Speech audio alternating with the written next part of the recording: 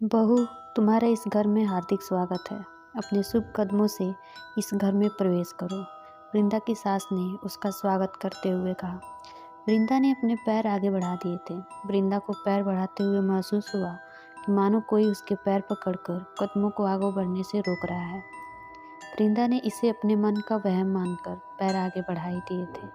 वृंदा अपने पति कार्तिक की दूसरी पत्नी थी। कार्तिक की पहली पत्नी निशा ने आत्महत्या कर ली थी। लोगों का कहना था कि उसका मानसिक संतुलन सही नहीं था। आत्महत्या अक्सर ऐसे लोगों की अंतिम परिणति होती है। निर्धन माँ बाप की बेटी वृंदा के लिए जब अच्छे कमाते खाते कार्तिक का रिश्ता आया तो वृंदा के माँ बाप ने तुरंत ही यह रिश्ता स्वीकार कर लिया। बेटी के माँ बाप वैसे ही बड़े चिंतित रहते हैं और अगर वो गरीब हो तो बेटी के विवाह का प्रश्न उनके जीवन मरण का प्रश्न बन जाता है।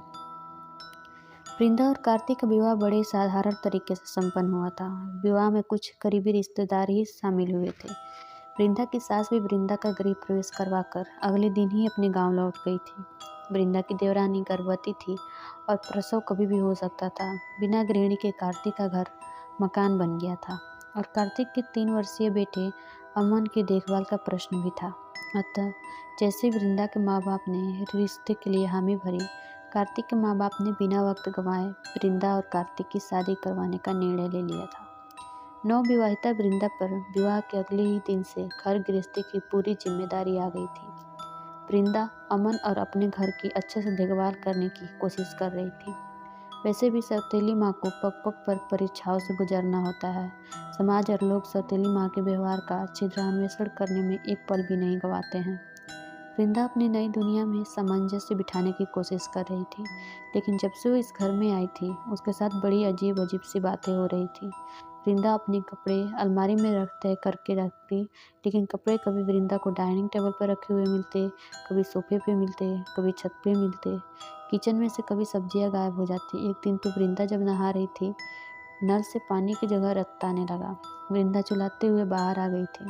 बाथरूम के नल में पानी नहीं आ रहा है। बदहवास से वृंदा कार्तिक को बस इतना ही कह पाई थी, 1 मिनट चेक करके आता हूँ। ऐसा कहकर कार्तिक अंदर चला गया था। नल में तो पानी आ रहा है। कार्तिक अंदर से ही चिल्लाया, अच्छा हुआ तुम्हारे कहते ही मोटर नहीं चलाने गया, नहीं तो पानी बेकार ही बहता और बिजली का बिल बढ़ता सो अलग। पता नहीं तुम्हारा ध्यान रहता कहाँ है। वृंदा को देखते ही कार्तिक शुरू हो गया था। बाथरूम में सब कुछ सामान्य स्थिति में था। वृंदा कुछ नहीं बोल सकी थी। कितनी ही बार वृंदा को छत पर किसी के चलने की आवाज़ आती। वृंदा बार बार छत पर चेक करती, लेकिन वहाँ पर कोई भी नहीं होता था। वृंदा गैस स्टोव बंद करके आती, लेकिन वो दोबारा जल जाता। एक बार तो वृंदा ने सब्जी तैयार करके गैस स्टोव को बंद कर दिया था, लेकिन गैस जल जाने के कारण पूरी सब्जी जल गई। वृंदा ने अमन के लंच बॉक्स में अचार और पराठा रख दिया था, लेकिन कार्तिक उस पर बरस पड़ा था। गंवार हो, कोई काम ठीक से नहीं कर सकती। भनाता हुआ कार्तिक अपने ऑफिस चला गया था। वृंदा दुखी होकर डाइनिंग टेबल पर बैठ गई थी। वृंदा की नज़र तब सामने लगी निशा की तस्वीर पर पड़ी तो वृंदा की भय से चीख ही निकल गई थी। निशा की तस्वीर रो रही थी और उसके आंसू खून के थे। वृंदा ने इसे अपने मन का वहम समझा और अपनी गर्दन झटक कर दोबारा तस्वीर की तरफ देखा। अब तस्वीर एकदम सही थी। तभी वृंदा की चेयर हिलने लगी। वृंदा डर से कांप गई थी। वृंदा की चेयर अपने आप ही तस्वीर के एकदम सामने पहुंच गई थी। डर से वृंदा की घिघी बन गई थी और वृंदा के मुंह से चीख भी नहीं निकल पा रही थी। उसने चेयर से उठकर भागने की कोशिश की, लेकिन जैसे वो चेयर से चिपक गई हो। कौन है यहाँ? वृंदा ने जैसे तैसे पूछा। वृंदा पसीने पसीने हो गई थी। उसका दिमाग सुन्न हो गया था। तो नेक्स्ट पार्ट इसका आपको नेक्स्ट वीडियो में देखने को मिलेगा।